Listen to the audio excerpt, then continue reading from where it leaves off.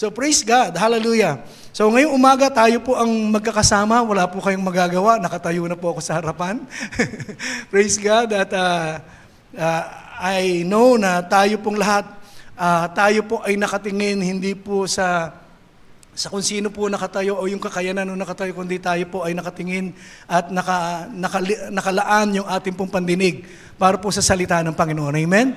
Na siyang nagpapala sa bawat isa. At yun po yung sustansya na meron tayong fellowship, merong pagtitipon na ganito na malaya pong naipapahayag ang salita ng Panginoon at ang bawat isa po sa atin ay napagpapala. So, it's up to us kasi ang pagpapala po niyan ay nandun po sa tumatanggap. No, kapag kahit na napakagaling po na nagtuturo, kahit napakalalim o maganda pa yung pagkakapresenta ng mensahe, pero kung ang makikinig po ay hindi po talaga nakapokus din sa salita ng Panginoon at meron pong ibang alalahanin, hindi po natin ma-absorb kung ano po yung mensahe ng Panginoon. Kaya ngayon pong umaga, katulad ng sinasabi po namin at ni Teacher Emmy lagi sa LGCLA, pag ako po yung nagcha-chapel, whole body listening po muna tayo ngayon. Whole body listening. Ibig sabihin, nandun po na with all yung attentions na meron tayo, yung isip natin, yung puso natin, ay ituon natin sa Panginoon, maging yung pandinig po natin, higit sa lahat.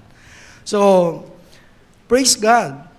At kanina po, may binigay po akong title kay Ate Chelisa. Pero nung malapit na akong tumayo, na iba naman ang title. Actually, title lang naman, the same message. So, admonition po ito ng Panginoon sa bawat isa sa atin. Una pong sinabi ko ay, do not quit. Pero ngayon po, I am a finisher. Yun na po yung ano. So, bahala na kayo kung ano gusto nyong gamiting title. Pero gusto ko pong sabihin na, ideklara po natin, I am a finisher. Sabihin nga po natin, I am a finisher. Kasi marami po magaling sa simula. Amen? Di ba yun? Hindi kayo taga-life giver kung hindi ninyo naririnig yung kwento ni Bishop patungkol dun sa kabayo na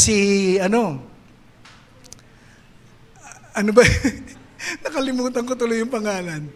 Si Barnaho. Si Barnaho. Di ba? Alam niyo yung kwento ni Barnaho? Pag taga-life giver kayo, kilala niyo si Barnaho. Kasi laging naikikwento ni Bishop yan. Si Barnaho ay isang kabayo na kung saan ito po ay pinanlalaban, pinangkakarera. Tapos si Barnaho, since hindi na siya bumabata, lumagpas na yung kanyang prime, pero nung kalakasan po niya, talagang pag sinabing karera, sa karerahan, talagang unang papasok sa pangalan sa isip mo ay Barnaho. Kasi magaling siyang kabayo, mabilis. Pero since umiidad na po, noong mga huling yugto ng kanyang ay si Barnaho kada arangkada, napakabilis pa rin. Aabot na mauuna talaga siya doon sa kalahatian ng lap. Mauuna po siya. Kaya lang, hanggang sa dumarating na yung gitna nung takbuhan, unti-unti si Barnaho nauungusan na. Nauunahan na ng iba. At hanggang sa isang pagkatapos diba, karera, nandun po na nasa hulihan na siya. Yung tawag po sa karera, yung banderang, ayun, alam nila, banderang kapos. Yung magaling sa simula. No, magaling sa simula, mabilis, pero pagdating ng bandang huli, wala nang ibubuga. Ganyan din minsan sa mga kumakanta. No? Magaling sa intro. Ang tawag doon, intro boys. Pang-intro lang. Pero hindi matapos yung kanta. No? Ang naaalala lang lagi yung simula, pero hindi yung kabuuan. Minsan, sa buhay po natin, in this life that we called, dito po sa buhay na meron tayong tinatawag at meron nakalaan sa atin na takbuhin.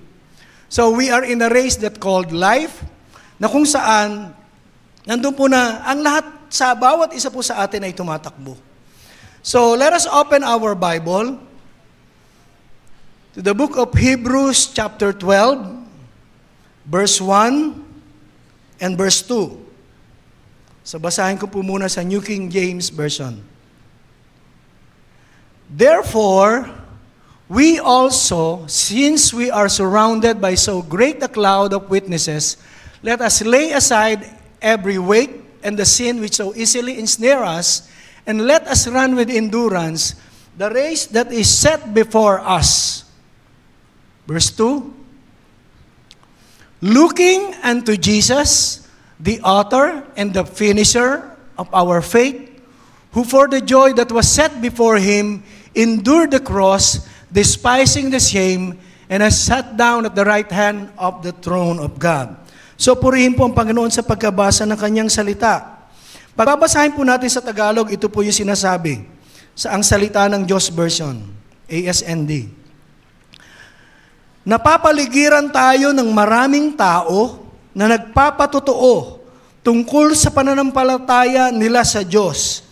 Kaya talikuran na natin ang kasalanang pumipigil sa atin at alisin ang anumang hadlang sa pagtakbo natin. Buong tiyaga tayong magpatuloy sa takbuhing itinakda ng Diyos para sa atin. So purihin ang Panginoon sa pagkabasa ng kanyang salita. So tayo pong lahat daw ay sa takbuhin na ang tawag po ay buhay. So may kanya-kanya tayong takbuhin sapagkat may kanya-kanya tayong buhay.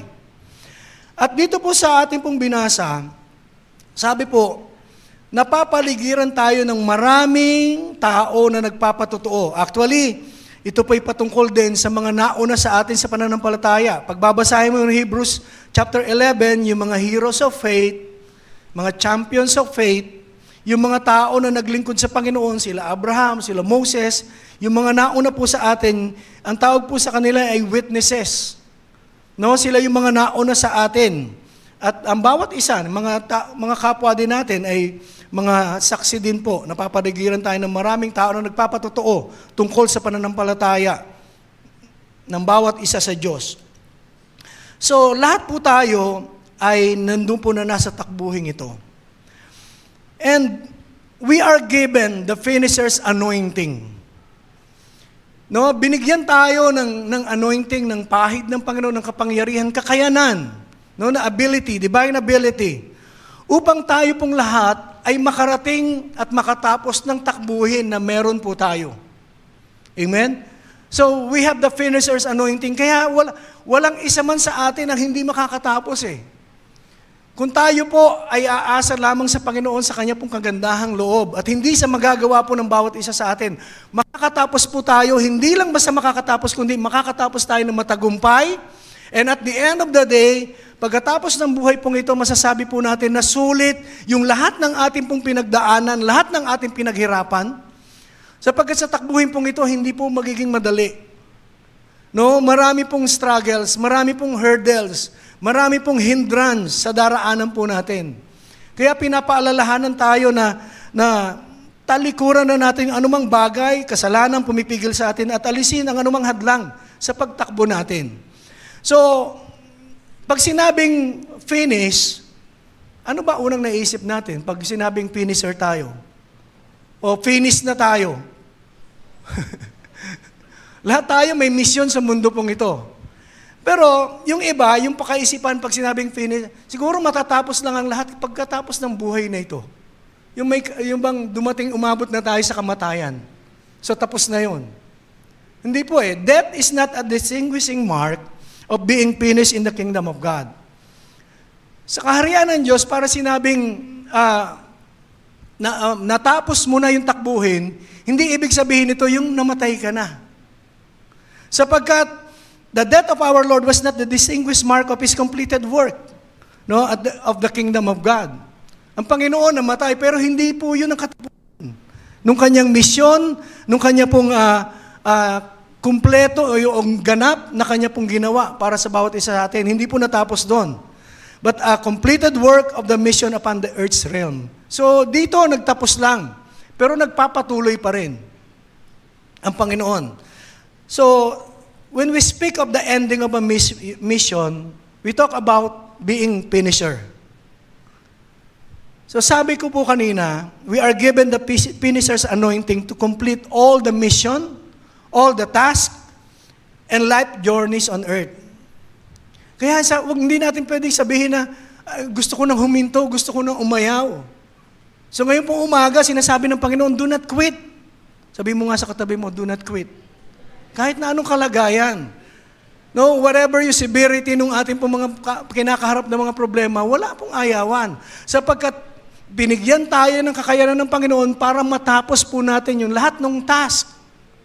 No, kaya lang yung maraming tao nga, sila na mismo yung nagtatapos ng kanilang sarili. Sinasabi nila na, hindi ko na kaya, ayoko na. Iba pati yung buhay po nila, di ba? Pinuputol na para hindi po nakakapagpatuloy. So si Apostle Paul made a clear declaration of the intent of his heart na nagmumula sa Panginoon, kaisipan at puso ng Panginoon, na sinasabi sa kanya that to finish the ministry afforded to him through Christ Jesus. Kasi madaling umayaw eh. Kapag nakakaranas ka na ng marami pong pagsubok, katulad po ni Pablo. Diba, hindi po biro-biro yung kanya pong paglilingkod. Hindi po biro-biro yung ministeryong pinagkatiwala sa kanya. At nandun po na to the point na halos ikamatay niya na yung paglilingkod sa Panginoon, hindi po siya tumigil. Because alam niya na tapat ang nagbigay sa kanya ng pangako na hindi kita iiwan, hindi kita pababayaan sa anumang laban mo na meron ka, ako makikipaglaban para sa iyo. And the same word that God is speaking into our hearts, kung ano man ang kalagayan mo ngayon, laging kasama mo ang Panginoon. Hindi kanya iiwan, hindi kanya pababayaan. Amen? Ano mang kinakaharap po ng bawat isa sa atin. So si Pablo, malakas yung kanyang loob.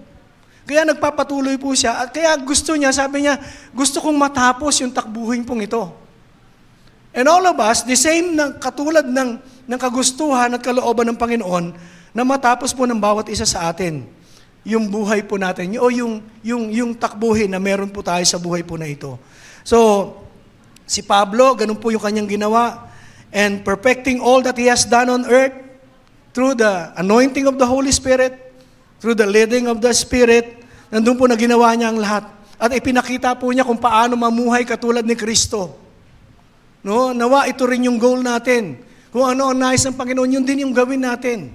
So ipakita yung pamumuhay ni Kristo at ihayag ang kanyang pag-ibig sa maraming tao. Ginawa po yun ni Pablo. And operating in the Holy Ghost and power, lagi pong, hindi po siya kumikilos sa kanyang sarili lamang, kundi nandun po na sa takbuhin na kanyang hinaharap, nandun po na ang Holy Spirit, ang Banal na Espiritu Santo ang naging gabay po niya. So nandun po na hindi po naging madali, pero ganun pa man, kailangan niya humakbang. At ngayong umaga, kahit po medyo mahirap, we have to be committed. At yung commitment na yon ay galing din mo naman po sa Panginoon eh. Lagi ko pong nababanggit, when it comes to commitment, ang una ko pong natutunan ng commitment, na meaning ng commitment ay sa dalawang bahagi po. Una, about yung commitment natin sa paglilingkod sa Panginoon at yung buhay natin bilang Kristiyano. Pangalawa, dun sa marriage. Sa marriage po, ang sabi, commitment is the decision to stand by someone no matter what the temperature of a relationship may be.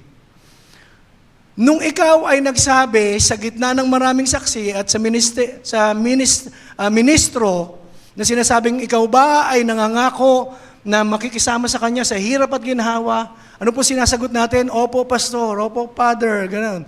O kaya, kung English, sabi natin, yes, I do. No, I do. Pero pagkatapos ng I do, lagi pong sinasabi, hindi doon natatapos pag sinabi mong I do. Sa susunod, ang sasabihin mo na I will. Kasi wala ka ng choice, kailangan mo nang gawin kahit hindi mo gusto. Dahil committed ka na sa Kanya sa relasyon na meron kayo. So nandun muna, commitment sa marriage is decision to stand by someone no matter what the temperature of a relationship may be. May temperatura ba ang pagsasama?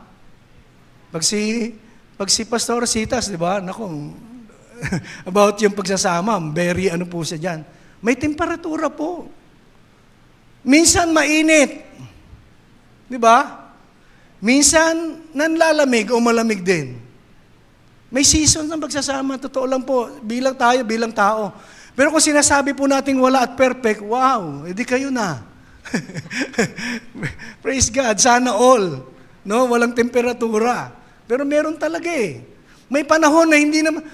Kayo ba, pag tinititigan po ninyo, kasama niyo inyong partner, hindi ba kayo ang inyo pong mga esposo at esposa, hindi ba kayo nagkakainisan minsan? Di ba may times? Because lumalabas naman talaga yung mga kahinaan eh. Bilang tao, ganun. Kaya minsan mainis ka, so hindi muna kayo wag muna akong kausapin. Lumayo-layo ka sa akin. Parang ganun, di ba? Pag narinig mo na yun. Pero hindi naman ganun na sinasabi nila. Hindi lang sila kikibo. Ako din, hindi lang naman kumikibo. Pero di ba, may ganun eh. May temperature kasi sa relationship.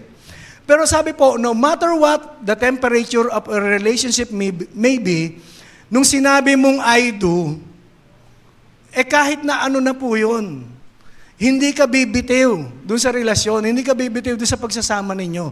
Kasi nangako ka na sa Diyos. At nangako ka doon sa harap ng maraming saksi.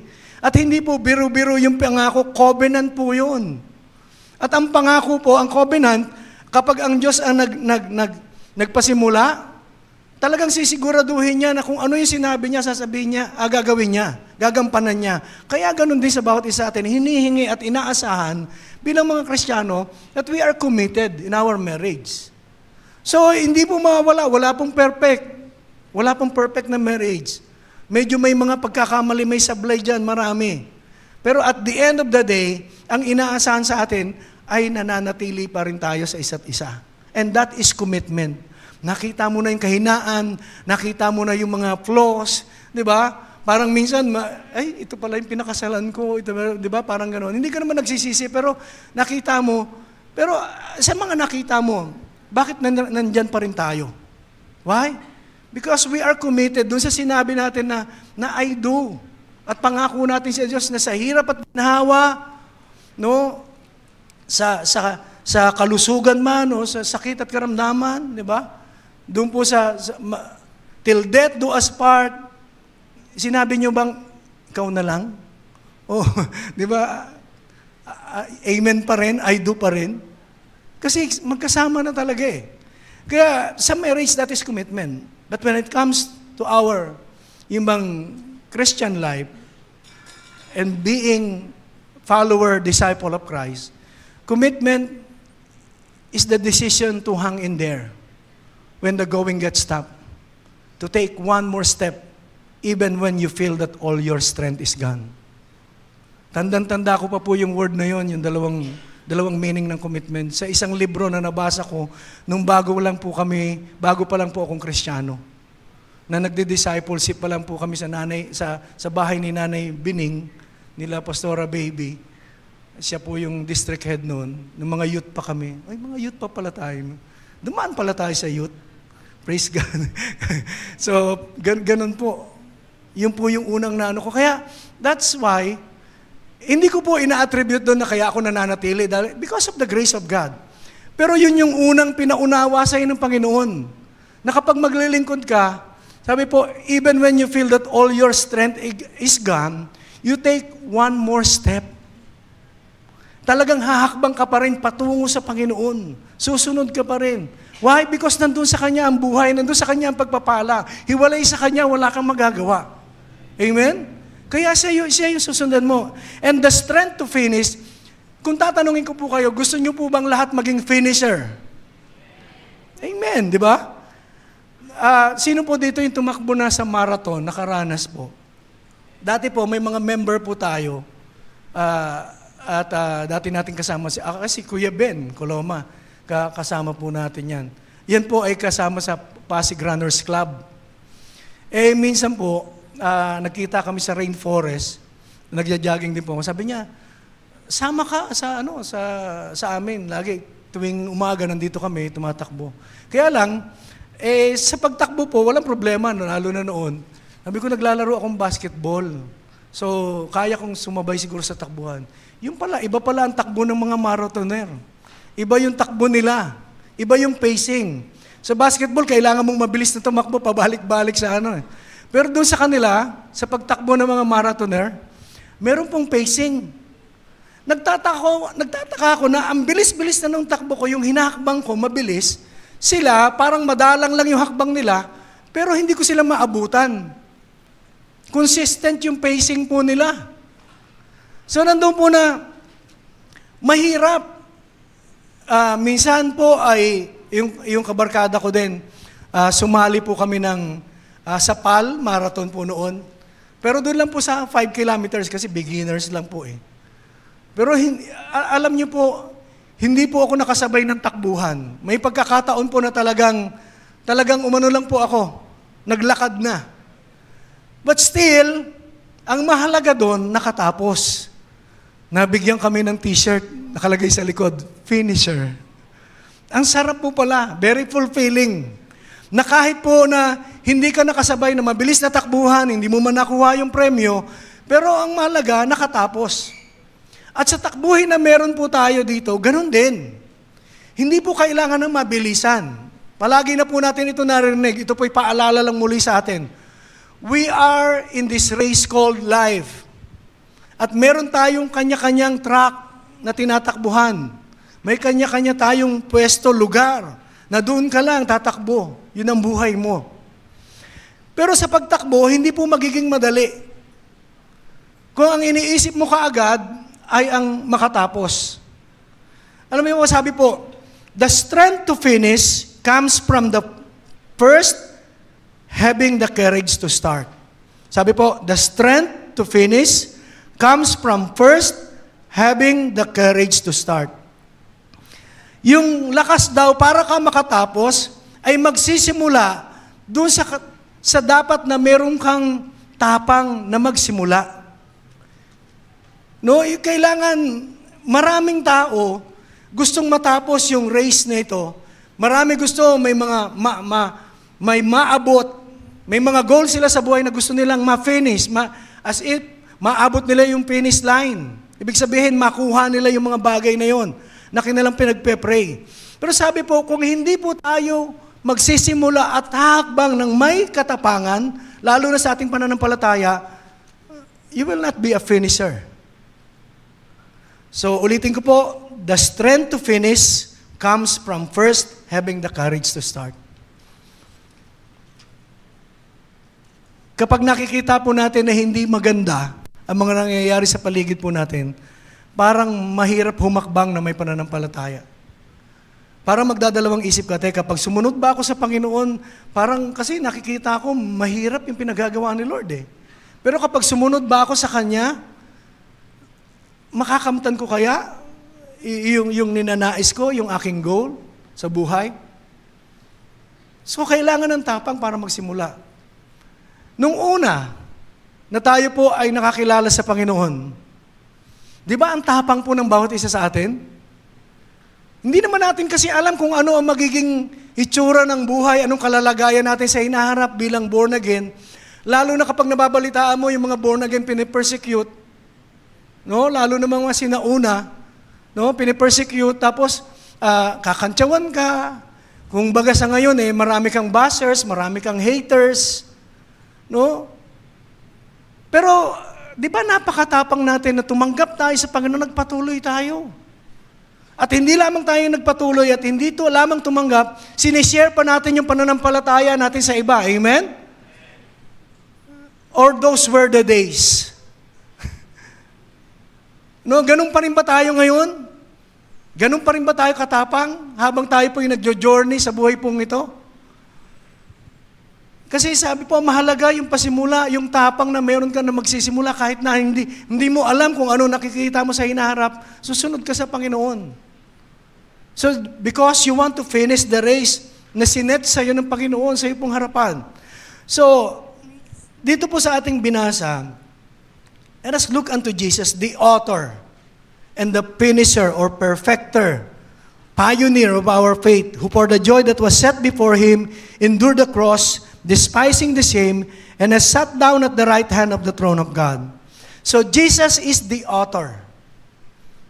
No, sino po ang pinagmulan ng pananampalataya pong ito? Tayo ba? Hindi po.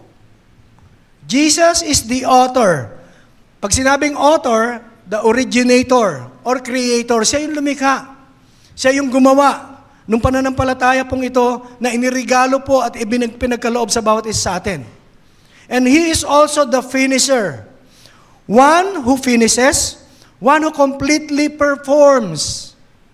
Siya po ang magpe-perform para sa atin. Ang kailangan po ay manampalataya tayo dun sa kanyang performance at the cross.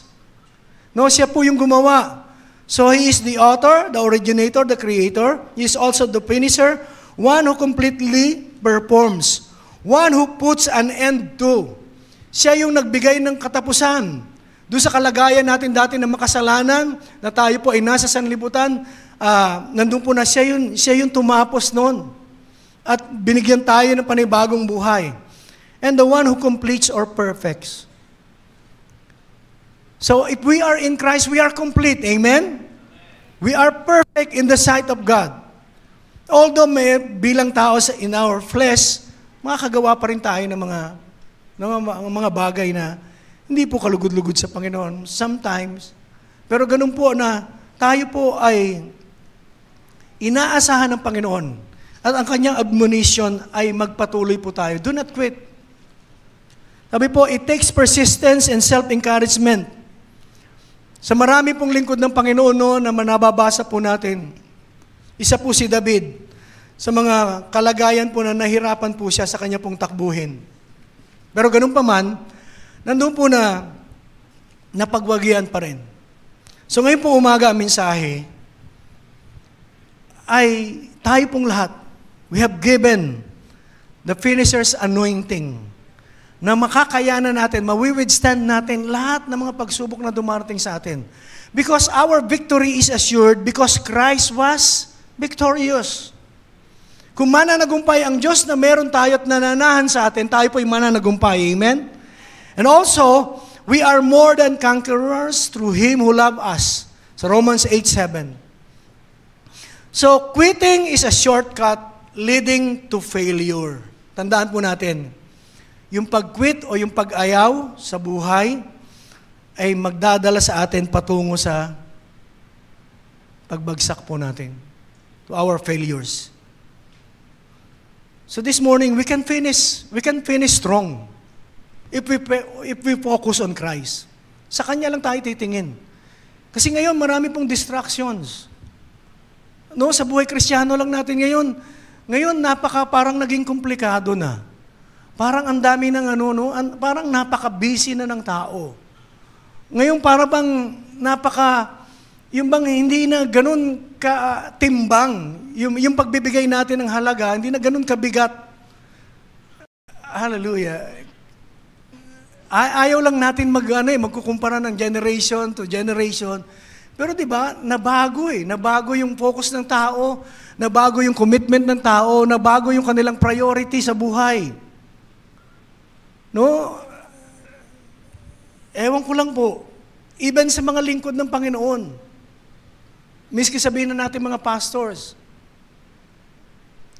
dati po, pag tinawag ka sa full-time ministry, hindi ka titingin doon sa kung ano ang tatanggapin mo when it comes to financial blessing ang pag-uusapan. Noon, lagi mong mababanggit, kahit ako po nakikinig kanila Pastor Rositas, kanila Bishop, at sa mga Pastor Lobarbio, na maririnig mo sila, noon, wala namang ganyan eh. Wala namang allowance na fix na parang katulad ng sweldo ng mga tao ngayon. Noon, maglilingkod ka lang. And ako po'y natutuwa, nagpapasalamat, na sa bandang huli nung mga ganong uri ng commitment sa paglilingkod, nahabol ko pa. Kasi yung pong paglilingkod, nung sinabi ni Bishop na mag-full-time, dati, mag-report ka na sa ano ba gusto mo? Mag-part-time ka muna o mag-full-time ka? Pero ang dami mo i-consider. Unang-una, graduate po ako ng college, nautical po ako, at inaasahan ng auntie ko na nagpaaral sa akin na ako yung makakasakay ng barko. Na ako po yung mag-aahon sa amin sa kahirapan through pagiging seaman. Kasi yung lahat ng pinsan ko, lahat ng kamag-anak namin sa sa Iloilo, ay yung po yung kanilang profesyon. Tapos sasabihin, mag-full-time ka. Pero alam niyo po, nung pinagtitimbang ko yung pag-full-time at pagpahanap ng trabaho, hindi naging mabigat sa akin yung pagpili. Kasi yun yung gusto ko yung mag-full-time sa ministry. Baka isipin, parang ano lang yan. Hindi po. Katulad ng mga narinig ko sa kanila, Pastor Barbio, nung tinawag sila ng Panginoon, walang pinag-uusapan na natatanggapin eh. Ang pinag-uusapan doon paglilingkod. At doon sa paglilingkod, maraming sacrifices. No, marami kang iiwan, kumbaga. Marami kang isasantabi para doon sa kagustuhan at yung nilalagay ng Panginoon na calling sa iyo, no, na mag full time at maglingkod sa Panginoon sa ministeryo. Medyo mahirap po. Pero dahil alam mo kung saan ka tinawag ng Panginoon at meron kang personal na nakapahayag mula sa Kanya, nagawa ni Pastor Lobarbio, na Pastor Rasitas, at hanggang ngayon, hindi po nagiging madali. May mga pagsubok. Yun nga ang nakakaanon, Lord, ang tagal ko na sa wala bang tigil yung problema? Ang tagal na namin sa paglilingkod, wala bang pahinga sa No, meron pa rin. At kung mababalitaan mo yung mga struggles na kinakaharap nila, katulad din ng mga struggles na meron tayo, mahirap. Pero nagpapatuloy. Why? Because nandun po na ang Panginoon ang siyang tumawag eh. At ang Panginoon ang siyang nagbigay ng assurance that in Christ we are more than conqueror, we are victorious. So hindi naman niya tayo iiwanan, sasamahan niya tayo sa paglalakbay natin sa buhay na ito. Marami po, sinasabi ko nga kanina, medyo banderang kapos. Sa bandang huli, umaayaw kapag nahihirapan na. Pag tumitindi na yung mga pagsubok, kapag sunod-sunod na, at sasabayan pa ng mga narinig mo ng mga salita, mga tinig sa nakapaligid sa iyo, yan kasi nag-born again ka pa eh. Yan kasi, akala ko ba anak ka ng Diyos eh, bakit ganyan yung Diyos mo? Huwag ka nang matindyan. Huwag mo nang yun yan. Magtrabaho ka na lang. Kikita ka pa. At yayaman ka pa. Diba? Maraming ganyan ka maririnig eh. Pero alam niyo po, hindi po ito dahilan yung mga narinig natin para tayo po ay umayaw na. Sapagkat meron pong plano ang Diyos para sa bawat isa sa atin. At ang plano niya, higit sa inaasahan po natin, higit sa kagustuhan po natin, plano niya para sa pagtatagumpay ng bawat isa. At para ipakita sa kaaway at sa maraming tao na tayo po'y kanyang pinaghaharian at pinangungunahan. So, meron pong isang swimmer, noong 1952, si Florence Chadwick. Inattempt po niya na lumangoy 26 miles from the coast of California to Catalina Island. So, 26 mile yung pong pagitan po. At after 15 hours nung kanya pong paglangoy, so, ginagawa na naman niya ito eh. Talagang professional, ginagawa niya. So, tinry po niya in 1952 yung pong 26 miles from the coast of California to Catalina Island.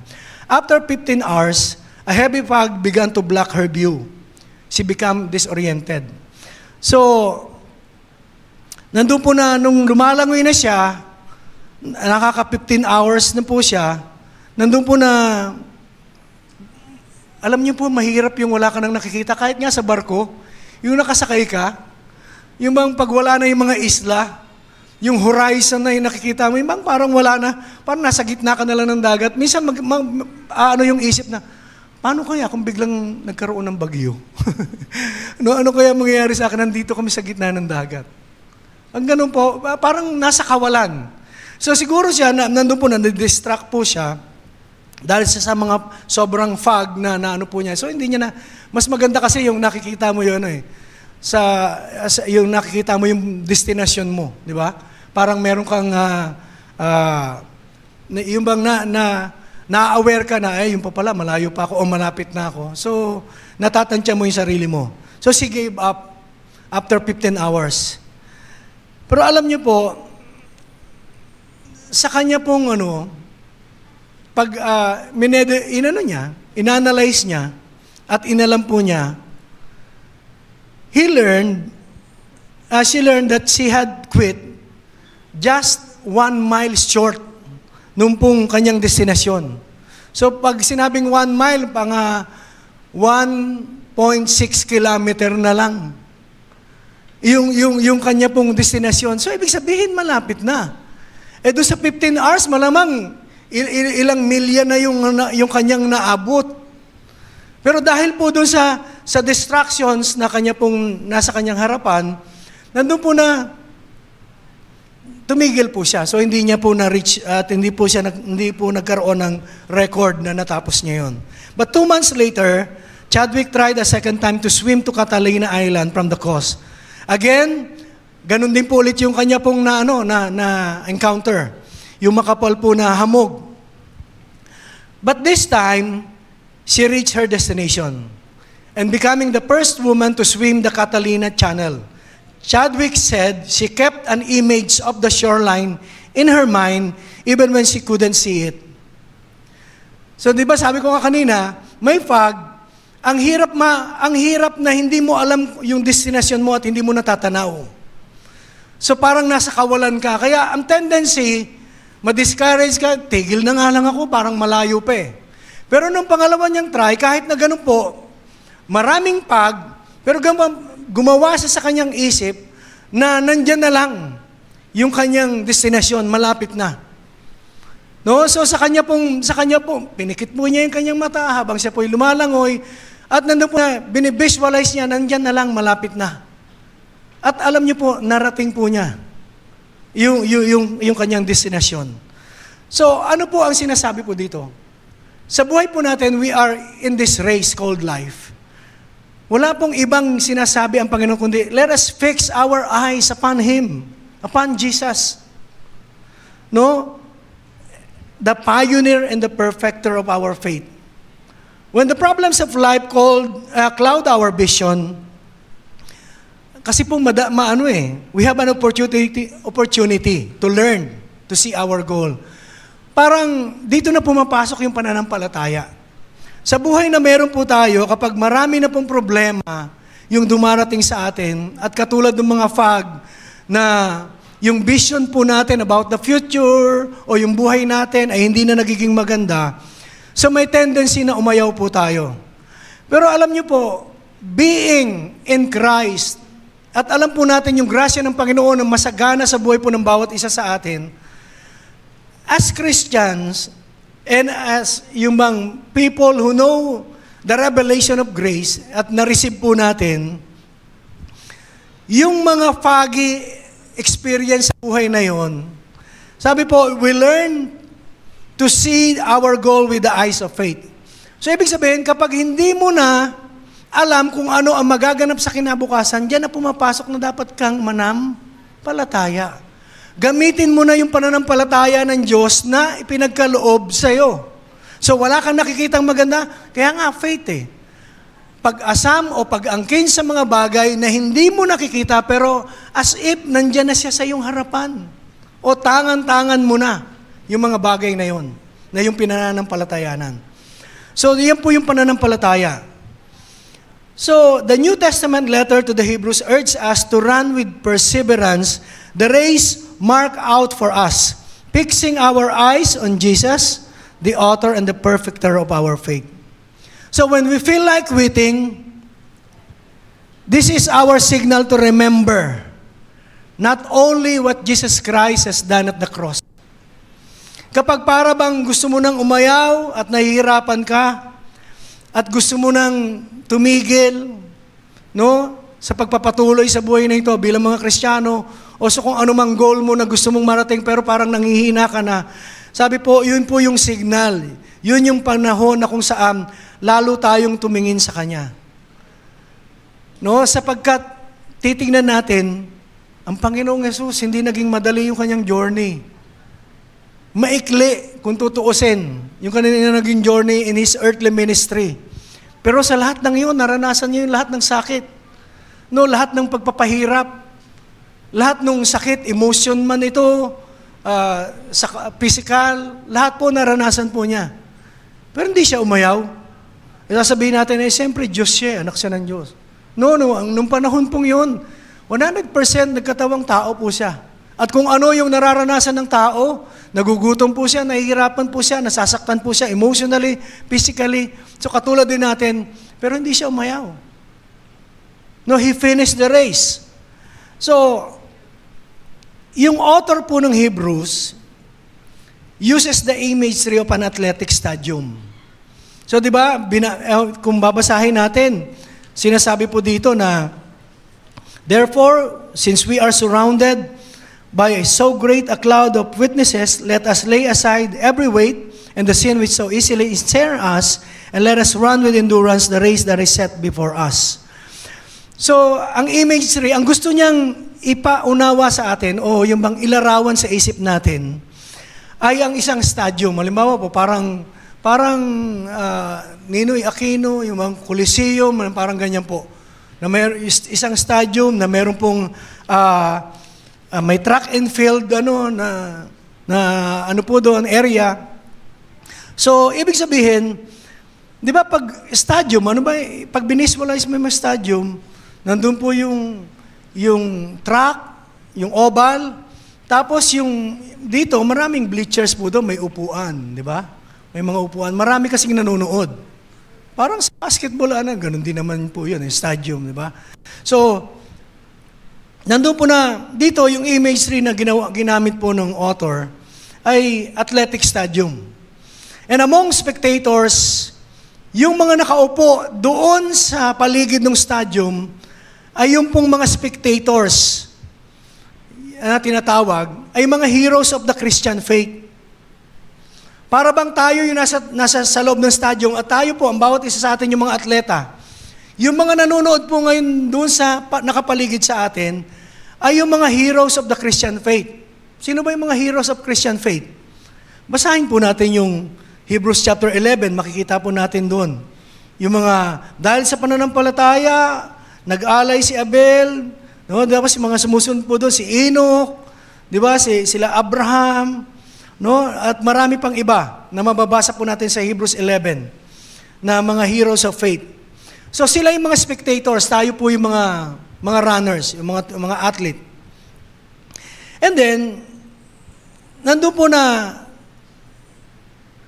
as we are ready to run, di ba, since alam mo na ang mga nanonood sa iyo, mga champion to, no, at they are rooting for you, di ba, sinisigaw yung pangalan mo, ng mga heroes of faith. Ikaw ba, manghihina ka pa, o mawawala yung takot mo, bagkos magkakaroon ka ng kumpiyansa na tumakbo? Di ba, mga heroes of faith, tapos sinachant nila, sinisigaw nila yung pangalan mo. So, chinicheer ka nila. So, ibig sabihin, doon sa stadium tayo po ay naroon. Tapos may nag-cheer sa atin. Yung mga heroes of faith, mga nauna sa atin.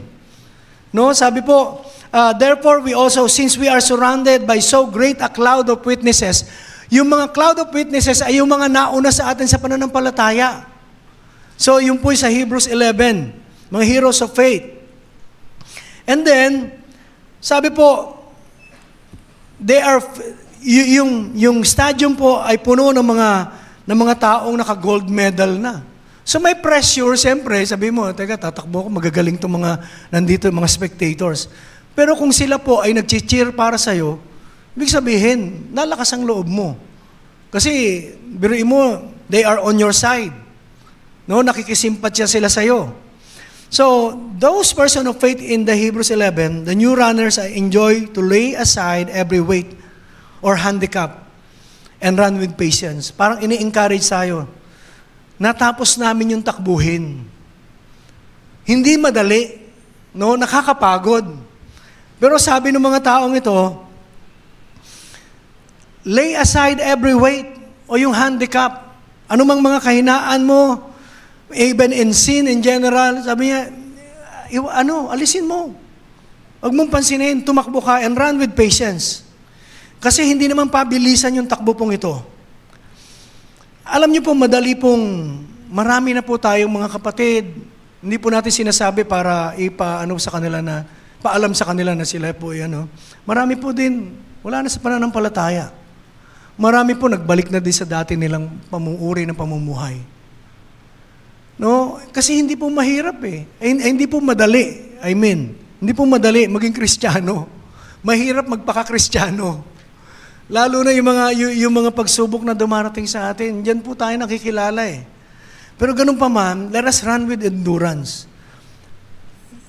Sama-sama po tayo. Hindi po tayo aayaw. No, we will not give up. Hindi po natin itatapon yung tuwalya. ng pag-ayaw. Sapagkat kasama natin ang Panginoon. And we have given the finisher's anointing. No, hindi kailangan mo lang simulan. Yung nasimulan mong takbuhin, ipagpatuloy. So, there are some points na gusto ko pong i-share sa ating kalagitnaan for us to continue with the race of faith na meron po ang bawat isa sa atin. So, since ang sinasabi po ng Panginoon, inaasahan ng Panginoon, all of us will be a finisher. So, sabi mo nga ulit, I am a finisher. So, marami po hindi nakapagpapatuloy. At dahil po sa kawalan at yung kanilang pananampalataya ay talagang napanghina na ng kaaway, napanghina na ng mga problemang dumating po sa kanila, so kaya sila nag-quit in the race of faith. But how not to quit the race of faith? Paano ba tayo hindi aayaw? Unang pong puntos na gusto ko pong sabihin is, be encouraged by the example set by our forefathers o yung mga nauna sa atin in faith. Be encouraged by the example set by our forefathers. Yung mga pinag-aaralan natin lagi ng mga man of God. Diba? Ng mga nababanggit ng mga tao sa Biblia na nandun po nagkaroon ng maraming struggle, nagkaroon po ng opportunity na bigyan ng pagkakataon na maglingkod, pero sa kanilang paglilingkod, hindi naging madali. Hindi naging madali para kay Moises.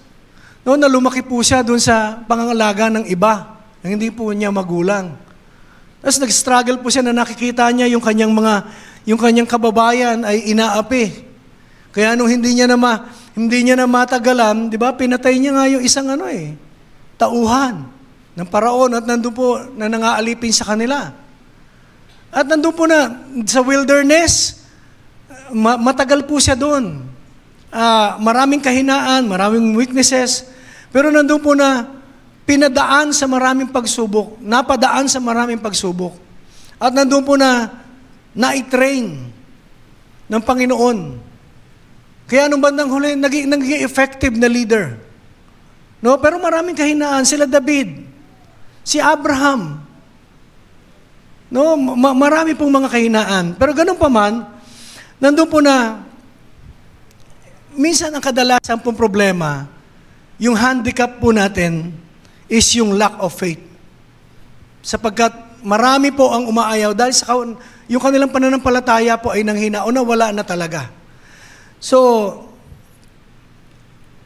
ngayong umaga, kung tatanungin tayo ng Panginoon, is your handicap a lack of faith and courage to respond to God's call? Kaya bakit ka ba hindi nakakasunod? Dahil ang problema ba yung pananampalataya mo? O yung kawalan mo ng tapang? O dahil natatakot ka na humakbang na may pananampalataya kasi hindi mo alam kung ano ang mangyayari sa hinaharap? Mahirap sumunod sa... Alam niyo po, kung talagang hindi natin gagamitin yung pananampalataya natin at hindi natin ganun kakilala, alim ang Panginoon, mahirap pong humakbang. Sapagkat doon sa maliliit at simpleng bagay lamang No, alimbawa, umatin ka ng church, ang pera mo, bariya. Sabi nga ni Pastor Rositas, bariya na lamang minsan yung dala-dala mo. O pamasahin na lang pa uwi. Pero habang nagpe-praise sa offering, kinakausap ko ng Panginoon, ibigay mo yung last centavo mo. No, ibigay mo yung last money mo na itinuturing. Madali ba yun? O kaya yung nasa bulsa mo, yung pambili nyo ng pagkain mamaya. Madali ba? Pero nire-require ng Panginoon na ipaghakbang na may pananampalataya. At kadalasan, doon tayo nagkakaroon ng problema. Yung natatakot tayo humakbang o sumunod sa Panginoon kasi hindi natin alam o hindi tayo sigurado kung ano ang magiging outcome ng pagsunod natin. Pero alam niyo po, kung nakakaranas man tayo dito sa sanlibutan na may nangako sa atin na hindi po tinutupad at kung hindi niya ginagawa, at kung may ginawa man, iba doon sa kanyang ipinangako at hindi naging pagpapala sa atin, ibahin po natin ng Diyos. Kapag nangako po siya, tapat. At kung ano ang kanya pinangako, yun po yung mararanasan ng bawat isa sa atin. Kaya huwag tayong matakot na humakbang. Hallelujah. Wala na. Hayaan niyo po ako na i-ano ko na lamang po yung sarili ko pong testimony para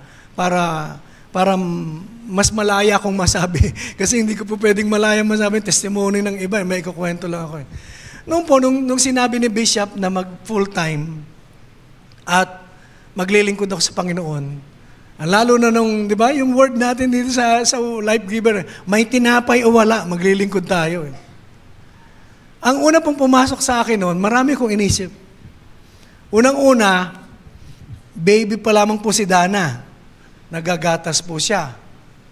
Tapos, alam nyo, biglang ang dami nang pumasok na, paano kapag lumaki na itong anak ko? Saan mag-aaral to? Saan to pupunta?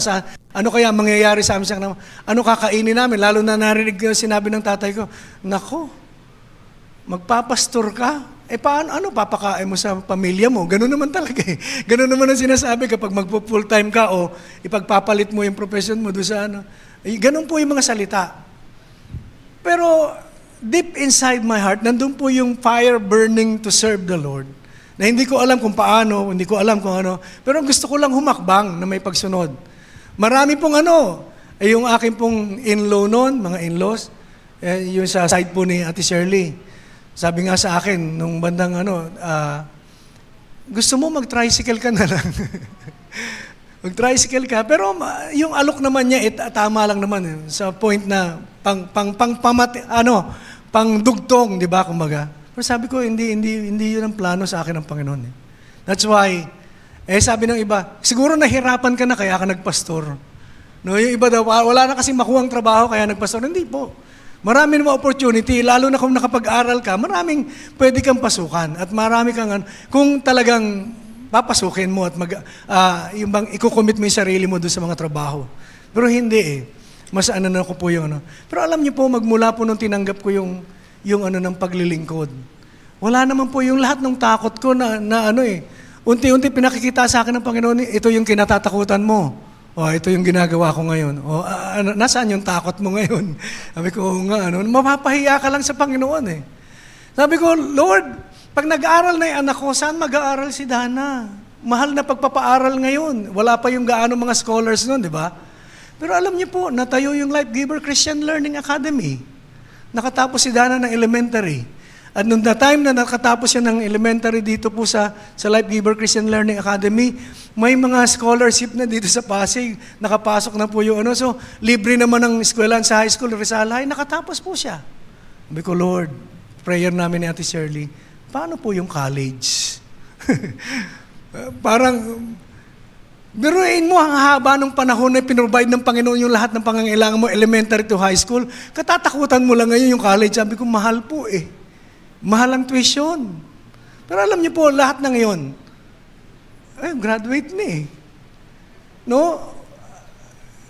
Pagbabalikan ko, saan napunta yung mga takot ko na yun? Wala naman palang dapat katakutan.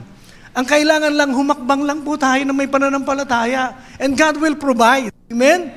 Hallelujah. Yung lahat ng takot natin, pag aangkinin lang po natin, hindi tayo, tayo niyan Mapipris tayo sa isang lugar na hindi na tayo makakakilos.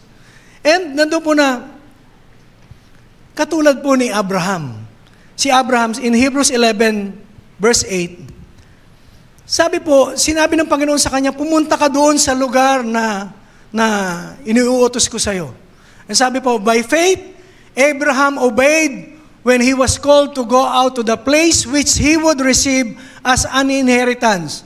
So, pinapupunta siya sa lugar na magiging parang mana niya. Pero sabi po, and he went out not knowing where he was going. Si Abraham, hindi po niya alam. Kung saan siya, kung anong lugar yung pupuntahan niya, kung ano yung daratnan niya, kung ano yung along his journey, ano ba yung dadaanan niya, mga pagsubok. May mga danger doon. Maraming pwedeng threat. Pero ganun pa man, sabi po, he went out. Not knowing where he was going. Pag sinabi ng Panginoon na ito yung gawin mo, sundin mo. Gawin mo. Kasi where God guides, He provides. Ipoprovide ka niya ng kakayanan, ipoprovide ka niya ng means para lang maangkin mo yung pagpapalang ninanais niya para sa iyo. Kaya lang, ang doon is unang hakbang ng may pananampalataya. Huwag tayong matakot. Si Abraham hindi natakot. No? Kung ang inaalala natin ngayon, we cannot respond to God's call para gawin yung isang bagay o para matanggap yung mga pinapangarap natin dahil natatakot po tayo.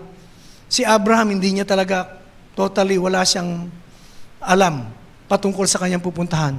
Pero sumunod po siya. And the rest is history. Ginamit siya mightily ng Panginoon and he became wealthy sa lahat ng area na kanya pong buhay. Napakasagana po ng provision ng Panginoon sa kanya. So, yung iba naman, nandun po na siguro hindi lang po yung takot na mag-respond sa panawagan ng Panginoon, kundi ngayon, marami po kasing yung marami hindi po nakakatapos, hindi po nakaka-finish ng race na meron sila because of yung depressions, no, yung mga panic attack, yung fear. Tutuusin, yung mga common cold of mental disorders. Hindi po natin inaano sa minimenos yung kasi yung iba parang napagkakamalian na kapag napag-uusapan yung depression, ibang parang hindi sila maintindihan. Naiintindihan po natin sila. Tayo po sa Life Giver, naiintindihan po natin. And ginagalang po natin yung kanila pong sinasabi about doon sa kanilang condition. Tayo lang naman po, ang final authority natin is the Word of God.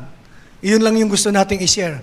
So, sino man nakakaranas sa atin ng mga ganun pong bagay, at parang nagiging handicap para hindi po tayo makatapos, o threat ito para hindi tayo makatapos ng race na meron tayo na sa ating harapan. Tingnan po natin si Elijah. Sa 1 Kings chapter 19 verse 3. Alam niyo po, doon sa 1 Kings chapter 19, alam niyo naman yung istorya na, di ba? Nandun po na naglaban si Elijah at ang mga disciple po ni Jezebel. At pinag-usapan nila na yung kung sino yung kikilalaning Diyos, kung sino yung magpapababa ng apoy at tutupok doon sa kanilang ihahandog, nandun po na siyang kikilalaning Diyos. Pero nandun po na nauna po sila Jezebel, yung kanya pong mga tauhan, sinaktan na nila yung kanilang sarili, marami pong ritual na ginawa po sila, at nandun po na hanggang katanghalian na, hindi pa rin bumababa yung apoy. Ibig sabihin, walang Diyos na tumutugon sa kanila. At sabi nga ni Elijah, lakasan niyo pa yung sigaw niyo, baka naman hindi kayo naririnig o baka busy ang inyong Diyos. So, anuhan niyo pa. Pero talagang napagod na lang po yung mga tauhan ni Jezebel. So, wala pong nangyari. Ngayon po, time na po nila Elijah para po siya naman ang maghandog. Alam niyo po, nung paghandog po niya, agad-agad, tinatugon ng Panginoon yung kanyang panalangin. Nung kanya sinabi na, Panginoon, ipakita niyo po sa kanila na parang sinasabi, Lord, para naman sabihin nila na ako'y talagang lingkod mo, gawin mo. Ibang magpababa ka ng apoy para kilalanin kanila na Diyos.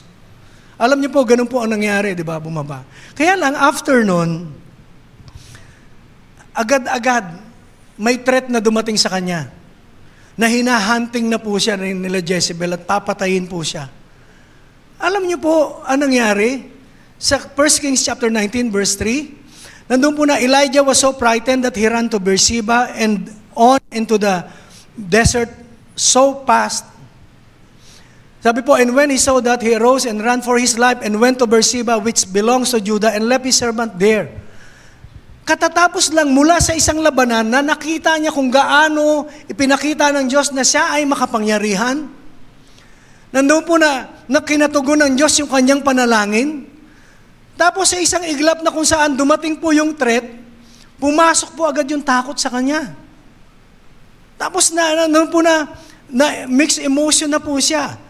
At nandun po na in the desert, nandun po na pumunta siya sa ilalim ng isang puno and manifested all the signs of major depressions. Nung habang nandun po siya, nakita po lahat ang ang signs of a major depression. Because doon sinabi niya, Panginoon, ako na lamang po ang natitira. Parang sinasabi niya, wala na akong silbi, wala na. So nandun po yung lack of a sense of self-worth. Tapos yung paranoia. And parang yung wala na siyang kayang gawin. Meaninglessness na yung lahat ng victory na nung nakaraan.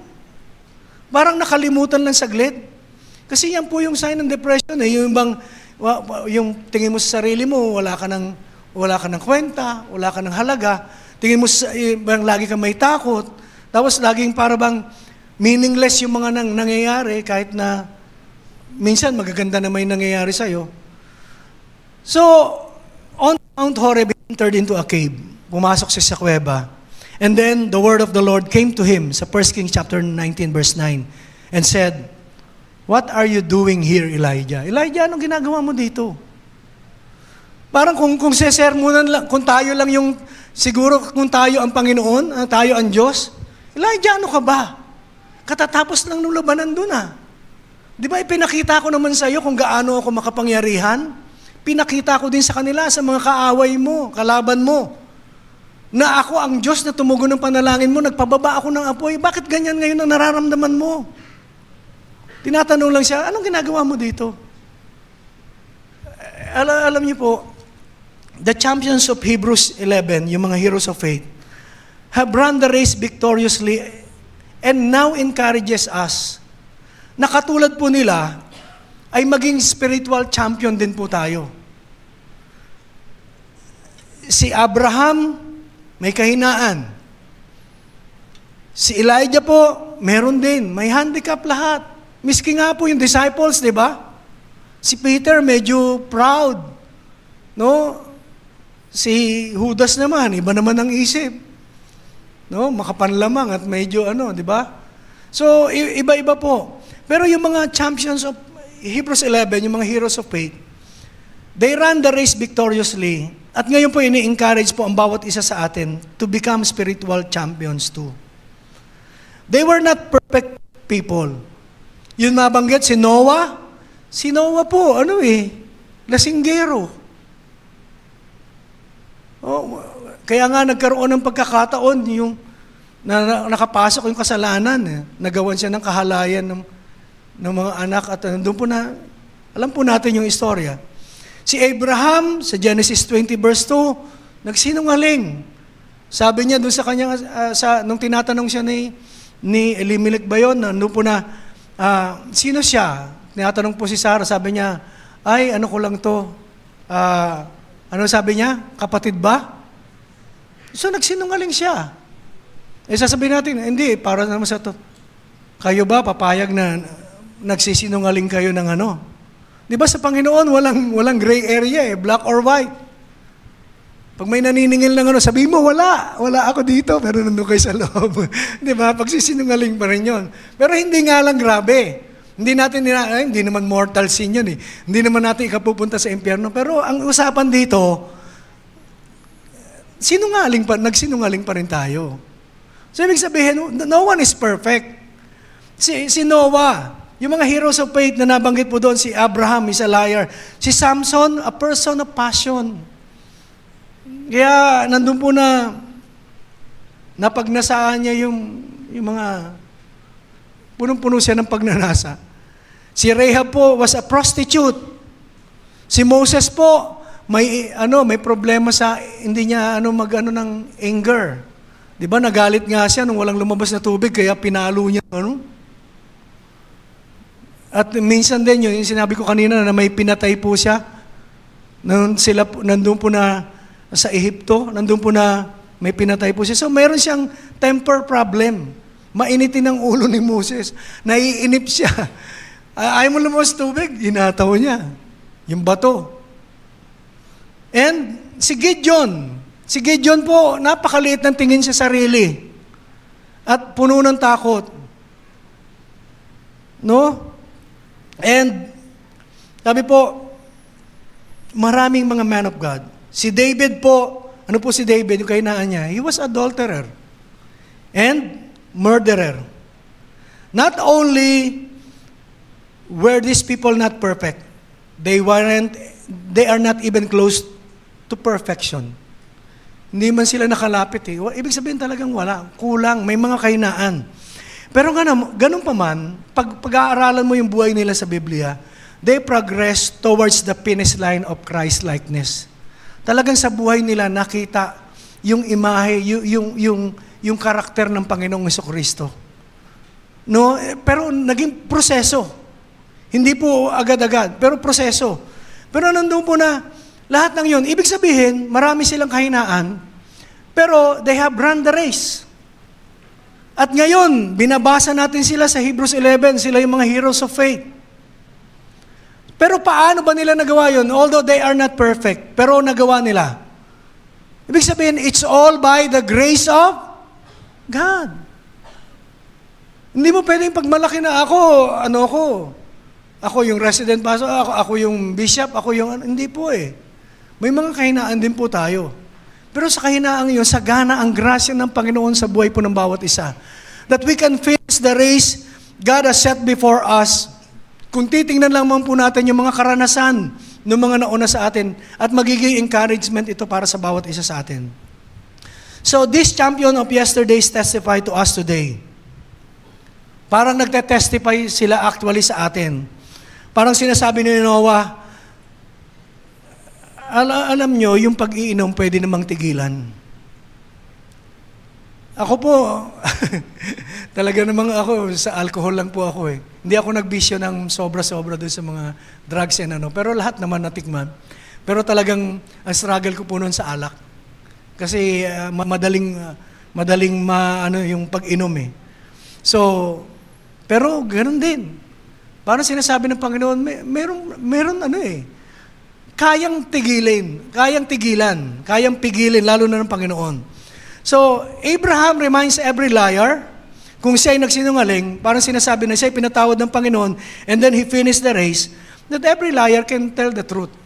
Darating na ng pagkakataon na yung mga nagsisinungaling, pwedeng itama yung buhay at magsabi ng katotohanan. So, si Rahab was a prostitute, pero pwede palang i-break yung chain na yon. Na pwede kang maging malaya at maging normal at pinagpalang tao.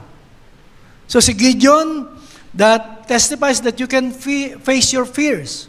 So although maraming takot na meron siya, pero pwede palang ma-overcome yung lahat ng fear. So lahat ng ito nagte-testify sa bawat isa atin. So for us to finish our race of faith, being encouraged by the example set by our forefathers or by the heroes of faith na nabasa po natin sa Hebrews 11. So, Paul reminded them of the great men and women of faith who had preceded them. He reminded them of their sacrifices and courage. Si Paul reminded them that these men and women had kept the faith in the face of overwhelming and imminent death. At actually, ito rin yung pinapaalala sa atin ng Panginoon ngayon pong umaga. Yung mga heroes of faith po na ito, hindi naging madali sa kanilang journey, kanilang buhay Kristiyano at paglilingkod. Kasi yung mga tao pong ito, marami pong isinakripisyo at maraming inipon na tapang para magpatuloy lamang upang gawin ang kalooban ng Panginoon. At ito pong men and women of faith, in the face of overwhelming yung bang foes, yung mga kaaway, and imminent death, kahit po yung may threat sa kanila, nagpatuloy po sila. Kahit yung iba may pagkakataon na nakaranas ng depression, nakaranas ng takot, o iba-iba pang karanasan na negatibo, pero nagpatuloy. So, sa atin din, kung tayo man po ay, minsan, we are being depressed po tayo dahil sa mga pangyayari, parang si Elijah, alam niyo po yung therapy para sa para yung depression na nararanasan, maibsan, at unti-unti maalis ito sa atin. Get back into creative activity. Ibig sabihin, si Elijah, kaya nga nung pagpasok niya sa kuweba, nakita ng Panginoon, depressed si Elijah. Talagang yung buhay sa kanya, parang wala ng meaning, kahit na yung mga previous na mga victories niya, parang nawala ng saysay. Pero ganun pa man, sabi ng Panginoon sa kanya, "What are you doing here, Elijah? Anong ginagawa mo dito? Kapag nanatili ka ba dito, ma-overcome mo yung depression mo? Kapag mananatili ka ba sa kalagayan mo ngayon, ibig sabihin, magtatagumpay ka ba? Maaabot mo ba yung kalooban ko na ninanais ko ipagawa sa'yo?" Siguro nagkaroon ng realization kay Elijah. Yung sabi ng Panginoon, "What are you doing here? Anong ginagawa mo?"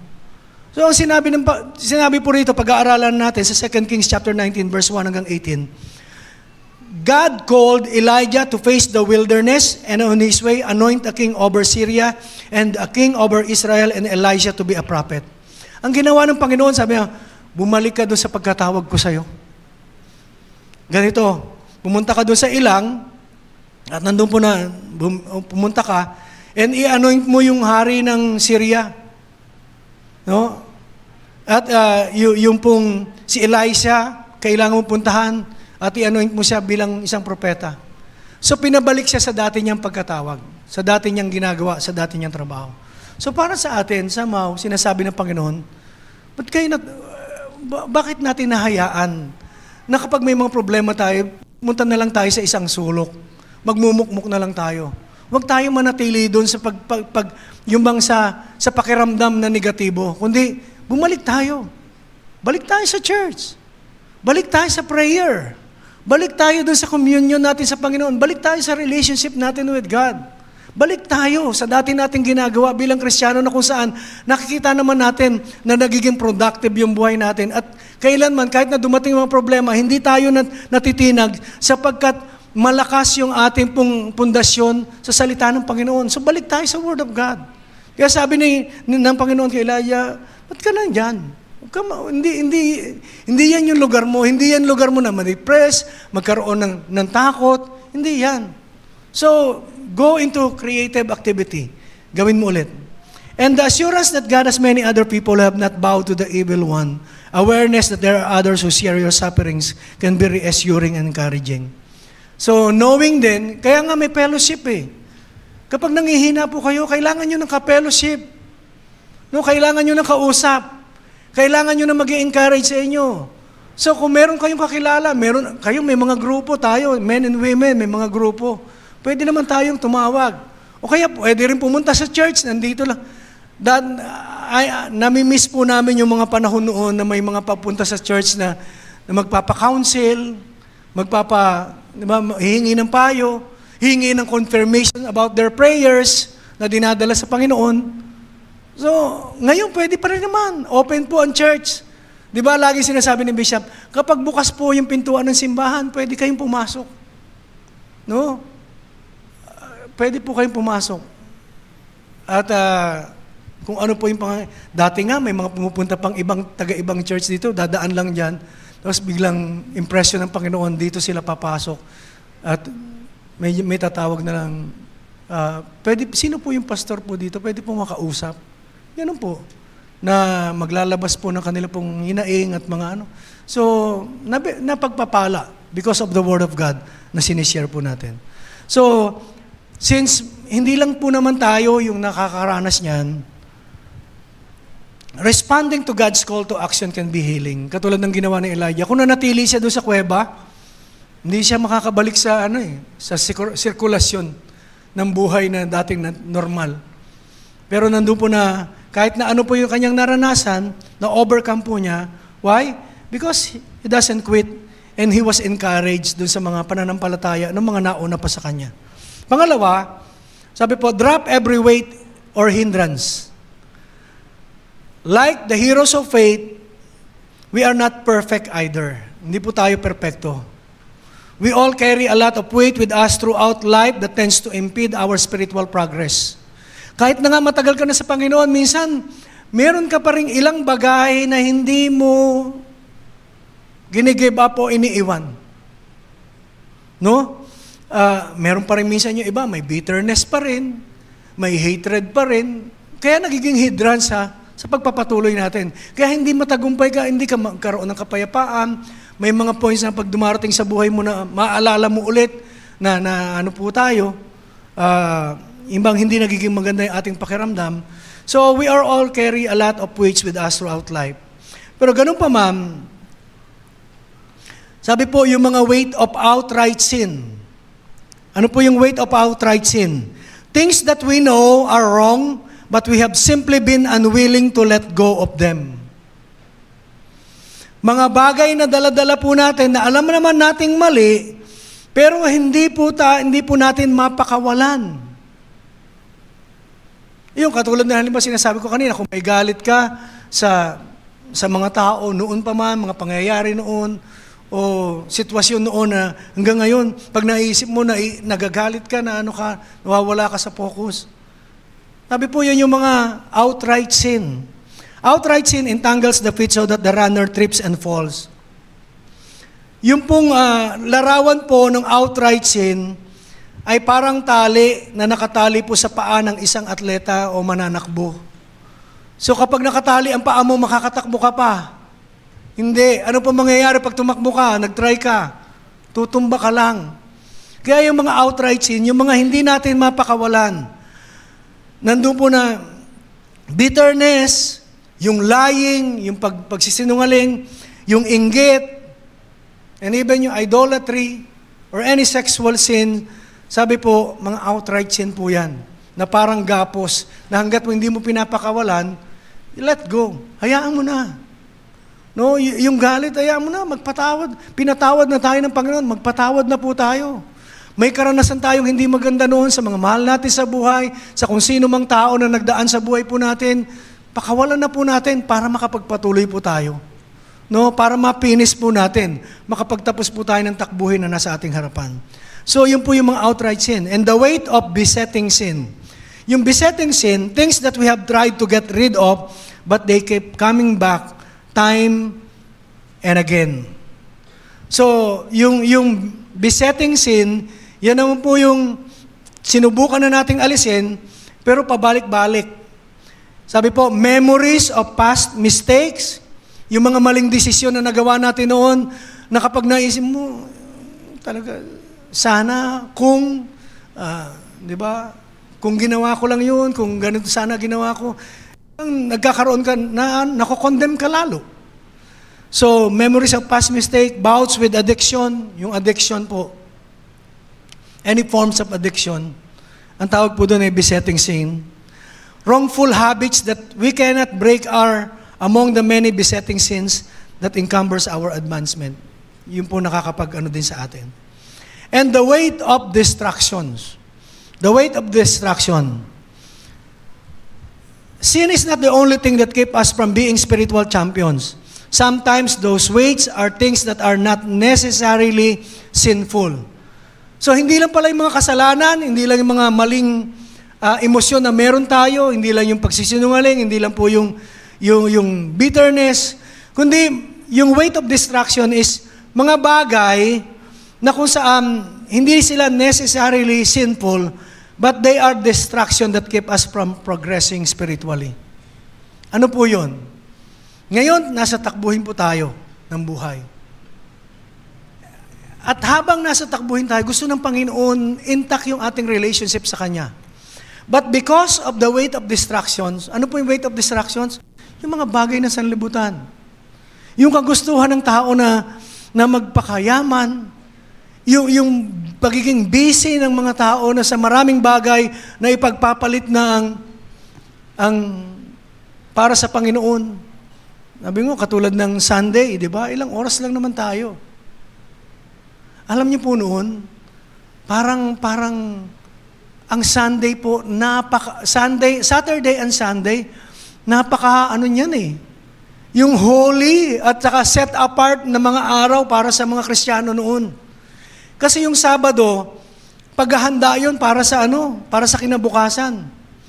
At yung mga nagtatrabaho po noon, ako personally naranasan ko, pag nagtatrabaho, at kapag sinabi ng iyong supervisor na, oy, mayroong overtime sa linggo, ako po, inuunahan ko na, hindi po ako pwede sa linggo. Minsan nagagalit, minsan bibigyan ka ng written warning. Pero sabi ko, sige lang.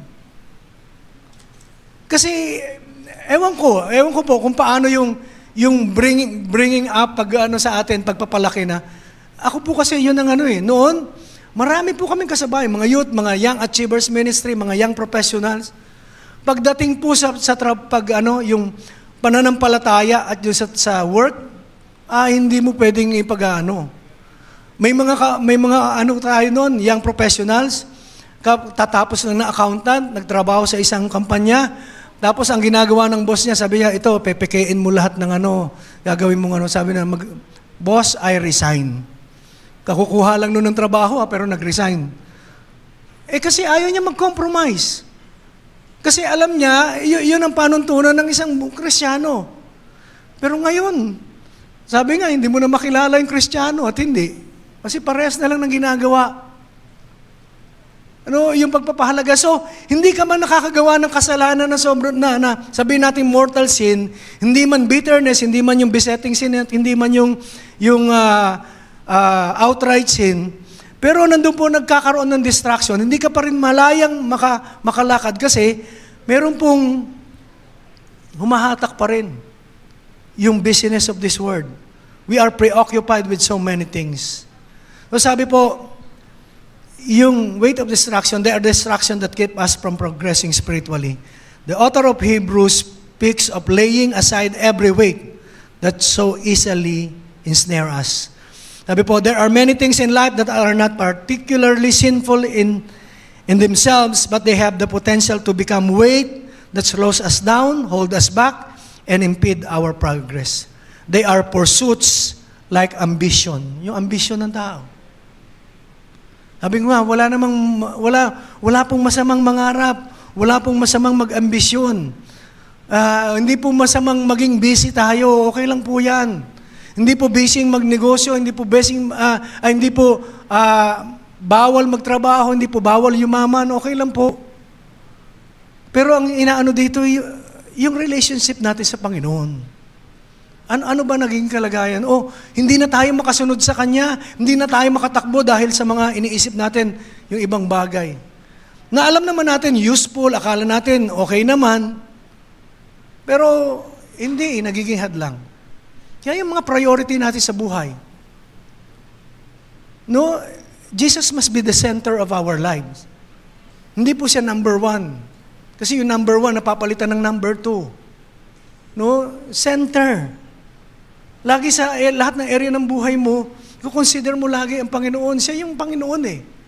Siya yung Diyos. At kung wala siya, hindi mo rin naman kayang. So, let us run with endurance. Let us run with endurance and drop every weight.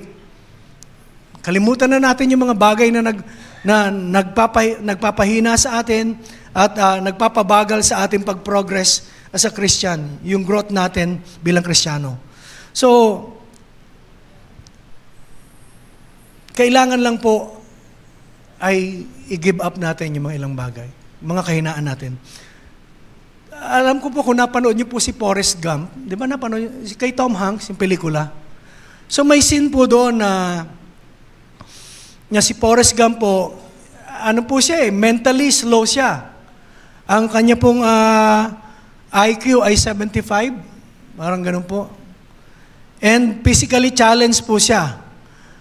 Meron po siyang braces on his leg. He moved painfully, slow. Talagang dahan-dahan lang po siyang lumakad. Pero isang araw, nagkaroon po ng himala. Habang siya po ay pauwi, galing sa kanya pong eskwela, kasama po niya yung kanyang kaibigan si Jenny, nandun po na may dumating na mga bullies. So, binubuli po si Forrest Gump. And sila po ay may bisikleta. So, parang inaano siya na, sasagasaan, parang inaano po siya. And then, they began throwing rocks at Forrest. So, binabato na, hanggang sa binabato na siya. Sinasaktan na talaga siya. So, yung kanyang kaibigan, si Jenny, in-instruct siya na, tumakbo ka na. Paano nga tatakbo? May braces. Yung kanyang legs. Hindi po siya makakatakbo. Parang kung iisipin niya. Pero alam niyo po, doon sa kanyang kagustuhan na maano po yung mga bully at ayon din sa sinabi ng kanyang kaibigan, he ran away. And as he runs away, his braces come off. Natanggal yung kanyang braces sa kanyang pong paa. And he ran so fast na yung mga bata po na yung mga nambubuli din sa kanya, hindi po siya maabutan. So, biruin mo na yung bang hindi niya na inisip na meron siyang kapansanan, basta ang kagustuhan niya, tumakbo. So, ginawa niya yung kanya pong naiisip at gustong gawin. So, yung kahinaan niya, yung kanya pong braces, nabaliwala. Bagkos, nakatakbo po siya na mabilis. Ganyan din po sa buhay po ng bawat isa sa atin. Katulad no, maraming bully talaga. Una na si Satanas, bully yan. No? At gumagamit siya ng mga tao para sa atin. Pero ganun pa man, huwag natin tingnan yung ating kahinaan, yung handicap po natin. Because God can do miracle sa buhay po ng bawat isa. Baka minamata tayo sabihin na, hindi na kayo yayaman, hindi na kayo sasagana, hindi na tataas yung antas ng pamumuhay niyo. No. Wait, there's more. Hallelujah. May miracle na gagawin ng Panginoon. Hindi pa tapos ang Diyos sa atin.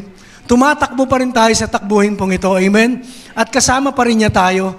Kaya wag nating lilimitahan yung pwedeng gawin ng Panginoon. Let us run with endurance. So the Christian race is a race which must be run with endurance.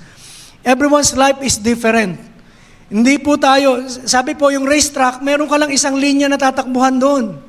Hindi ka pwedeng umiba. No, limbawa, di ba? Yung bang sa buhay po na ito, ganun din. Everyone's life is different. Huwag mong ikukumpara yung buhay mo sa iba. Iba yung buhay, iba yung takbuhin mo. No, iba yung mga struggles mo. Iba yung mga pwede mong makasalubong sa pagtakbo mo. So, my race will not be like yours. Some of the things I struggle with along the way may not be your struggles. Hindi tayo magkakapares na struggles. However, isa lang patutunguhan po natin. Finish line.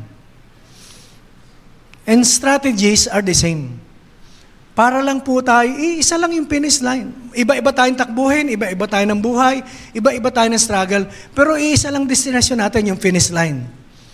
Iisa lang yung finish line na pupuntahan natin. Langit po tayong lahat, amen? Meron bang gustong ibang finish line? Hindi. So, praise God. So, iisa lang, pero ang strategy din, isa din lang. Ano po yung strategy? Let us focus upon Jesus. Focus upon Jesus. Ang mga disciples po ng Panginoon, hindi po sila naging kagamit-gamit kaagad. The disciples didn't just listen to Jesus one time or ilang mga times and then go out on their own at gawin na nila yung ministry. No. Matagal po silang tinuruan. They have been discipled by the Lord. No, basically, may internship sa kanila. With Jesus, for 3 years, nandun po na tinrain sila ng Panginoon before they began their ministries. So, hindi naging madali. Hindi naging madali. So, we must have that kind of patience.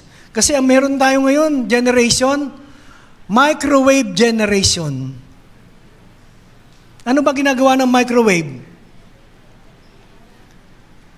We want things done yesterday.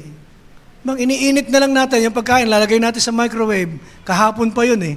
Hindi sa nagiging mapili, sinasabi ko naman na dapat mapili tayo. Hindi po, hindi sa pagkain. Tayo nga, nakakailang ulit bago di ba, nasa rep, iniinit natin. Ang ibig sabihin lang ng microwave generation, yung maraming tao, parang katulad sa microwave, good things takes time. It takes time to make a good meal. Kung gusto mo ng fresh na pagkain, huwag yung pagkain na ima-microwave mo. Kung talagang gusto mo ng bago, kailangan mong madali lang mag-microwave, papasok mo lang. Set, paglabas, kain ka na. Pero ininit yun, kahapon yung pagkain yun eh. Kahapon, masarap yun, ng bagong luto. Pero kung gusto mo ng bagong luto, ano dapat mong gawin? Lalabas ka muna ng bahay niyo, bibili ka ng di ba? Bibili ka ng mga ingredients. Tapos hihiwa ka. Pag hiwa mo, papakuluan mo yung kung karne yan, papakulo ka muna. So, may oras bang kailangan? Yes. Ilang oras eh. Pero pagkatapos mo namang maluto iyon, hallelujah. Di ba? Kapag nailuto mo na, tapos nandyan na, hinain mo mainit-init, praise the Lord, hallelujah. Napakasarap ng pakiramdam. No, ganyan din sa buhay natin bilang mga Kristiyano. Marami kasi gusto, yung instant. Hindi po. It takes time. Marami pong, nasa proseso po tayo. Yung takbuhin natin, hindi natin agad-agad. So, iyong pong pagkain. So, para po sa isang garden, para gumanda, magsisimula ka munang magbungkal, magtanim, maliliit muna yan, hanggang sa lumaki. So, ganun din sa spiritual growth po ng bawat isa sa atin. We cannot microwave our church or our spiritual growth. Hindi po natin microwave na nandyan ka agad, gusto mo na lang kasi kumain. No? Kailangan po, there is no shortcut, kumbaga. There is no shortcut, no sprint to the Christian life. You have to spend time, keep at it for the length of time, at ano po sabi ng Panginoon, sabi po, run with endurance. So para hindi tayo mag-quit, it takes time. Magpalakas tayo sa Panginoon. Ibig sabihin, mag-aral tayo ng Kanyang salita. Get up and having our quiet time in the morning. So hindi na sinasabi kung anong oras. Basta magkaroon ka ng personal devotion mo, personal communication mo with God. Living under the grace, hindi inaalis sa atin manalangin. Mas lalo nga. Pero hindi na nilalagyan ng Panginoon. Basta wag lang mawawala. And it means keeping at the ministry God has given you. So magpatuloy tayo sa ministry. Parang minsan, habang naglilingkod ka, parang wala namang bunga. Parang mahirap, parang mahirap lumago. Magpatuloy lang po tayo. Eventually, nandun po na sa mga susunod na panahon. And last is, focus on Christ example. So wala po tayong ibang titingnan, kundi ang Panginoon. Maraming pinagdaanan ng Panginoon. Pwede niya sabihin sa kanyang ama sa langit, Ama, pwede bang wag na akong dumaan sa... Di ba sinabi niya nga, actually sinabi niya yun, wag na akong dumaan sa saro ng paghihirap pong ito. Pero ganun pa naman, ang kalooban mo maganap. Pero pwede niyang gawin na hindi na siya dumaan doon. And in an instant, magkaroon ng salvation ang maraming tao. Di ba? Pero hindi niya ginawa. Kasi parang mawawalan ng saysay, parang ganun lang, kadali, walang pinaghirapan, walang pinagsakripisyo. Alam ng Panginoon, tinuturuan tayo, mga tao, na ng ganung pag-uugali. Na hindi natin nakukuha ang mga bagay na sa madaling kaparaanan lamang. Meron talagang proseso para mas ma-enjoy mo yung mga biyaya na darating sa'yo. Lalo-lalo na yung race natin hanggang sa dumating tayo sa finish line. At doon sa finish line, ay yung tayo po'y babalik na. Sabi nga ni Tatay Leo Barbio, makikita na natin ng Panginoon, ng Diyos Ama ng mukhaan. Laging prayer po namin yun. Every closing prayer namin, laging yun po ang prayer ni Pastor Barbio. Na, Panginoon, pag-ingatan niyo po kami habang kami naglilingkod hanggang sa makita ka namin ng mukhaan. Pag dumarating na sa mukhaan, parang ayaw na mag-amen ng iba. Mukhaan na yan. Lord, gusto pa namin maglingkod. Ibig sabihin, yung face-to-face na sila ng Panginoon. Pero kasi nagulat nga ako na sinabi niya nakaraan, ako, ready na ako anytime. Ready siya. Sabi ko, pag tinanong kami nito mga pastor, ready na ba kayo? Wait lang. Bakit sabihin na, wait lang, pwede bang maglingkod muna at tapusin yung takbuhin na ito. Pero sa pagtatapos sa takbuhin pong ito, we have to look unto Jesus. Focus on Christ's example. Look to Jesus for ultimate victory in this life and that to come. Nandun po na sa Kanya lang ang pagtatagumpay. Ang ikatatapos ng takbuhin pong ito ay sa Kanya lang din manggagaling. Kaya binibigyan niya tayo ng kakayanan na magpatuloy at gawin po natin. Tumakbo po tayo bilang mga Kristiyano na sinusunod natin yung rules, wala tayong binabaling rules sa pagtakbo, sa buhay na ito.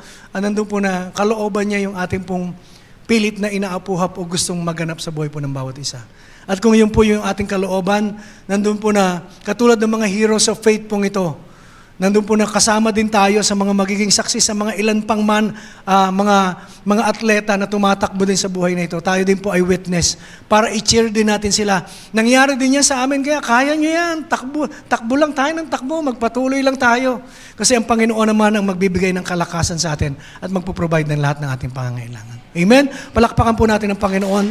So a simple message that comes from the Lord this morning na patuloy po nating ingatan sa buhay at ito po ay yakapin po natin at panampalatayanan. So let us just come before the Lord this morning. Hallelujah. Thank you, Jesus. Panginoon, maraming salamat po sa kabutihan at katapatan mo, Panginoon, sa bawat isa sa amin. Thank you, Lord God, that you are giving us the endurance, you are giving us the patience to run this race. Panginoon, na nasa amin pong harapan. Hindi po madali. Marami pong pagdadaanan. May mga obstacles, may mga hurdles, oh God. May mga hindrances, Panginoon. Trying to slow us down or trying to stop us, oh God, para ma-fulfill po namin ang kalooban mo at makaabot kami sa finish line. But we will continue on, Lord God. Panginoon, salamat po sa oras pong ito. Patuloy na ikaw lamang, Panginoon, ang siyang aming pong maging encouragement, Panginoon. And we are praying for everyone, oh God. Marahil katulad ng iba, katulad din namin, Panginoon, dumaan din sa mga ganong kalagayan. May mga pagkakataon na tatakot po kami. Sa pagsunod po namin, Panginoon, sa iyo, hindi po namin alam kung ano, Panginoon, ang patutunguhan, kung ano kahinatnan. Pero ganun pa man, Panginoon, you have given us your faith, Lord God, Panginoon, para magamit po namin na anumang bagay na kahit hindi man namin nakikita, Panginoon, ay hawakan na po namin ito ng may pananampalataya na pinagkaloob nyo na sa amin. At lahat ng ito ay magaganap sa buhay, Panginoon, ng bawat isa. Maraming salamat po, Panginoon. We will just proclaim your awesome power, O God. And we will tell of your mighty deeds, Lord, sa iba, upang katulad, Panginoon, ng mga heroes of faith, maging witness din kami, Panginoon. Maging saksi din kami, Panginoon, sa pananampalataya na pinagkaloob niyo sa bawat isa po sa amin upang magpatuloy, Panginoon. At ma-encourage, Panginoon, yung mga taong nakapaligid po sa amin. Hallelujah. Thank you, Lord Jesus. Can we worship?